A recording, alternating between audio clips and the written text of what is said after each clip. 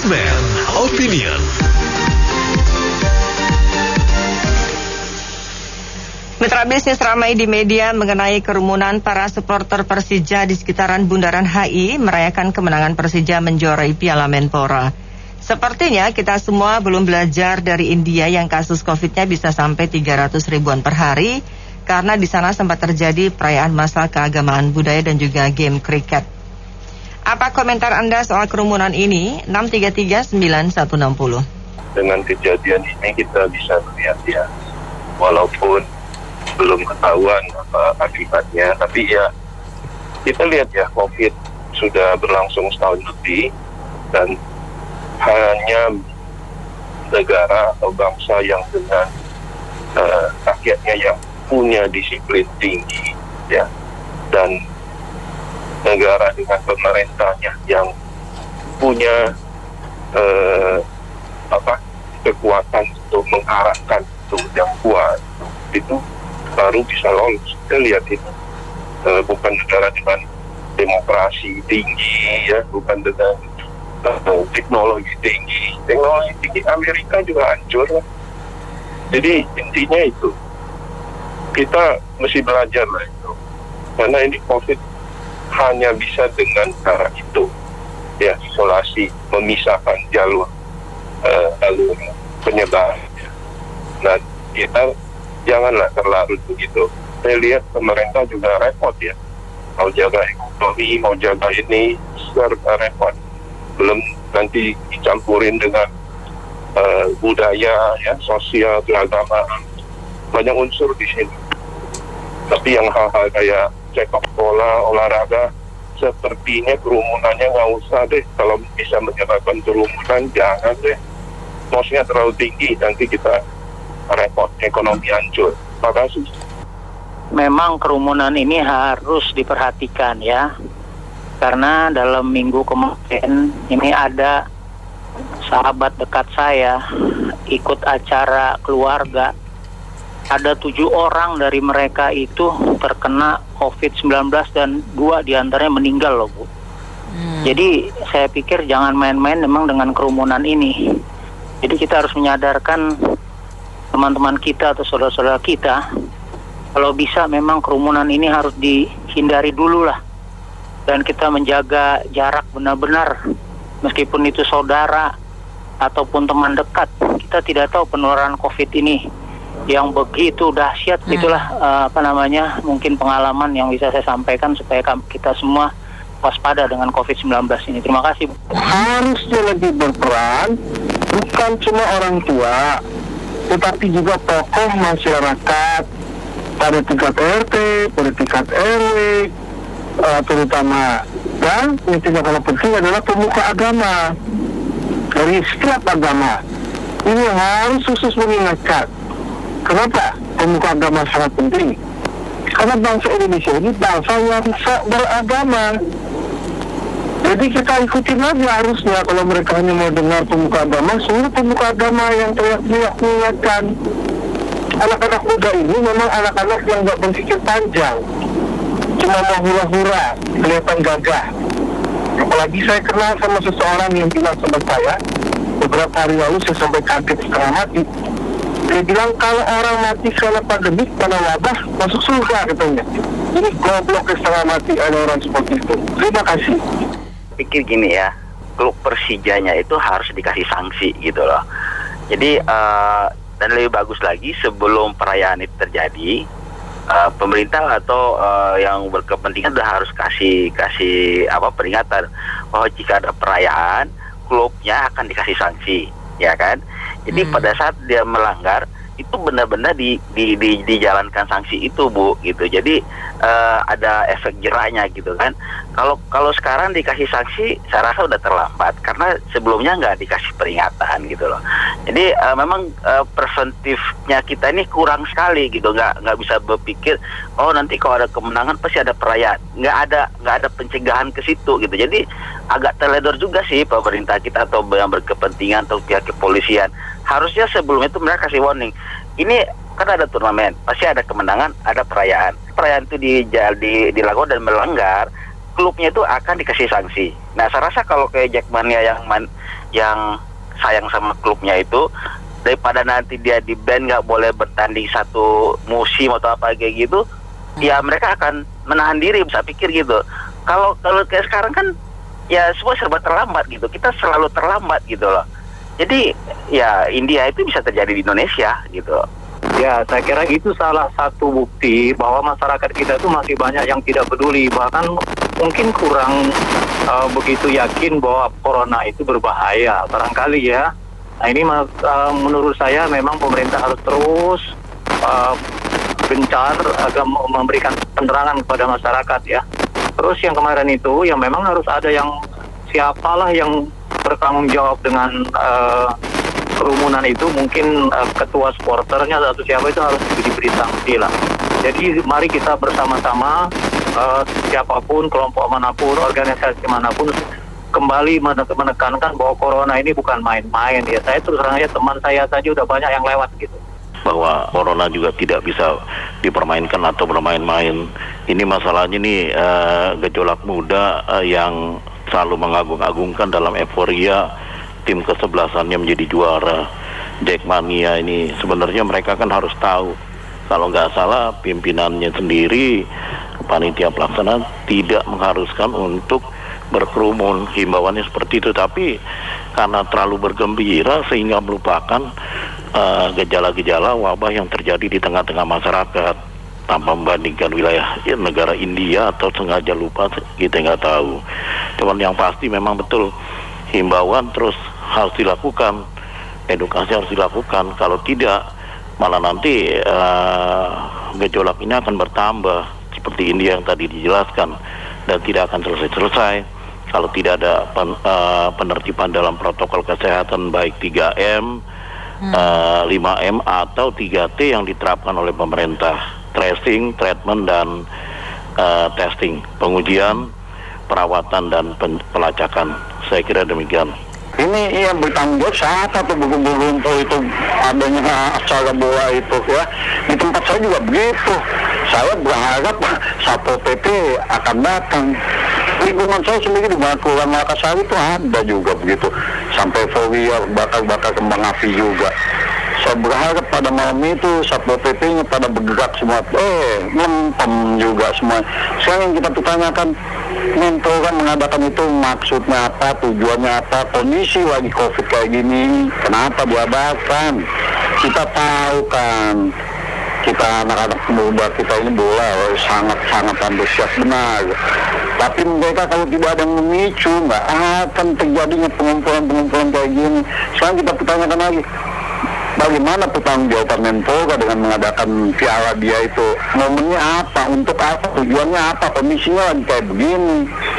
Nah, itu saja saya cuma bilang kembali lagi, yang bertanggung jawab siapa nanti ini?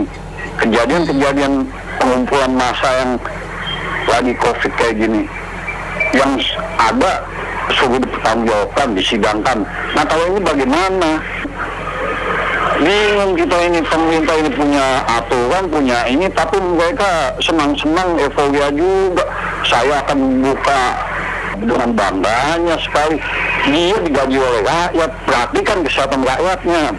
Emangnya Pak Polisi waktu itu nggak ada di situ atau gimana gitu loh? Itu kan pos polisi kan di depan di situ kan? Jadi tanya juga gitu jadinya gitu loh. Terima kasih. Ya, terima kasih. Saya bingung ya sama Pemda ini ya, kok nggak berani atau belaga nggak tahu atau bagaimana ya. Itu bahaya banget ya, nggak bisa belajar dari kejadian yang kumpul-kumpul di rumahnya Habib Rizik di Petamburan ya kan, sampai orangnya sampai disidang. Nggak belajar dari mereka juga kumpul-kumpul di puncak gitu loh. Kok sekarang kayak begini didiemin begitu? Nggak belajar dari India. Ini sia-sia aja pemerintah, adain vaksin lah segala macam, habis uang puluhan triliun ya. Kalau menurut saya kalau udah kayak begitu mah udah jangan main-main lah, tindak tegas ya. Jadi sebelum api membesar, api masih mengecil, itu langsung ditindak aja. Jangan pandang bulu lagi. Ini masalahnya masalah rakyat nih. keuangan negara juga udah kempang-kempis. Ya, makasih. Ya, saya rasa ini mungkin hanya satu kriteria yang selalu dijebak lah gitu, supaya pamor DKI-nya jelek ya. Ya mungkin begitu. Saya rasa juga nggak mungkin mereka sampai hal Polria nggak tahu diri tentang perkerumunan gitu loh. Nah, saya cuma hanya komentarin sedikit masalah juaranya Persija itu diadakan kerumunan massa di Sudirman Tamrin itu adalah wujud dari Gubernur DKI Anies Baswedan. Itu pasti ada tujuan politiknya dia biar dia lebih populer lah disebutnya. Seharusnya dia harus bertanggung jawab itu sebetulnya. Tidak boleh dia sebagai gubernur, dia tahu kondisi sekarang ini seperti apa. Mana bisa dia harus semena-mena melakukan hal itu. Dia harus konsultasi dong seharusnya gubernur itu dengan aparat keamanan segala macam. Yang nyata-nyata kondisi ini lagi gawat. Semua orang ada sesuatu kekhawatiran.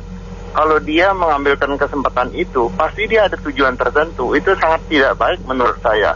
Itu tidak patut dipilih juga untuk menjadi gubernur yang akan datang. Tidak boleh itu orang. Ada mencari kepentingan untuk kepentingan dia sendiri itu. Ada tujuan politiknya itu. Tidak bagus menurut saya seorang jiwa pemimpinnya kondisi dengan darurat seperti sekarang. Mengambil keputusan seperti itu tanpa ada koordinasi dengan pihak-pihak lain.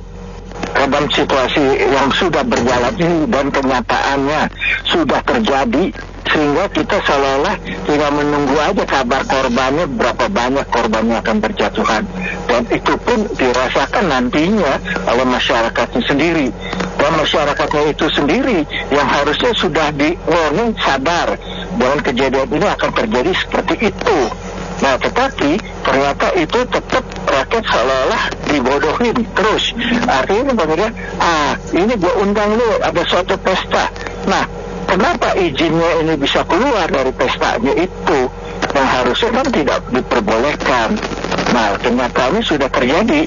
Jadi dengan terjadinya itu ada dua kemungkinan, yaitu masalah hukum yang akan berjalan. Siapa yang memberikan izin itu sendiri harus ditindak dan diberi hukuman.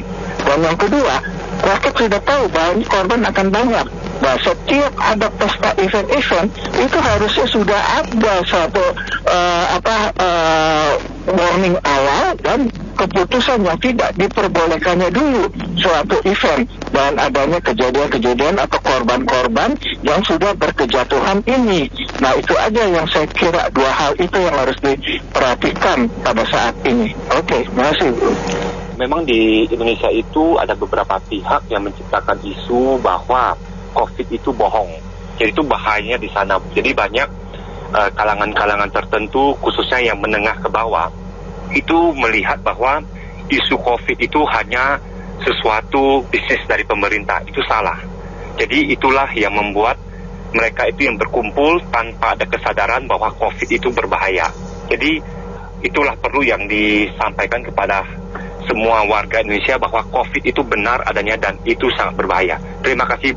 Ya, ini kan kasusnya sudah berulang ya, munculnya dari dulu sudah begitu, sudah setahun yang lalu sudah begitu. Kayaknya nih kita pemerintah itu kurang kreatif daripada COVID-nya. COVID-nya udah melakukan kreativitas dengan menciptakan varian-varian baru. COVID ini, COVID itu udah mulai bermunculan. Sedangkan pemerintah masih pakai sistem penanganan yang sama dari dulu sampai sekarang gitu loh. Jadi kalau kreatif sama COVID. Jadi kita tuh kalau mau ngalahkan COVID, kita harus lebih kreatif daripada COVID. Karena COVID itu sangat kreatif sekali loh.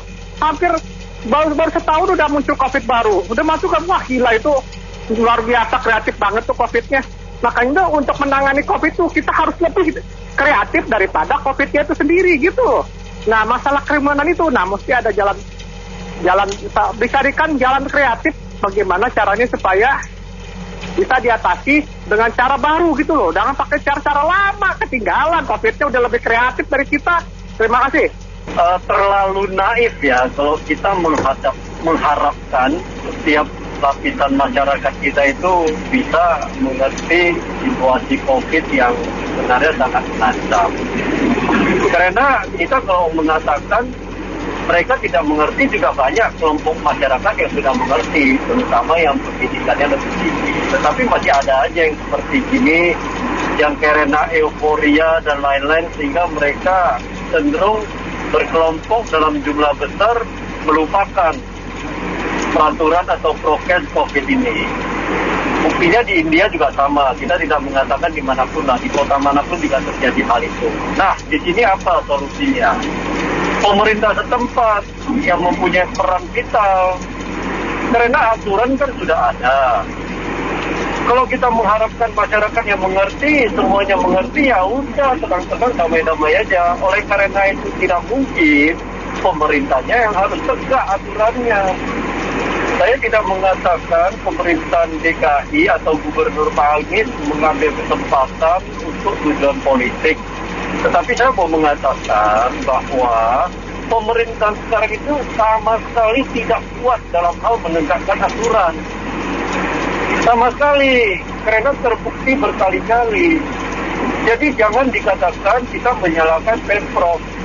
Persoalan sekarang itu udah bukan salah menyalahkan, persoalan itu harus menegakkan aturan.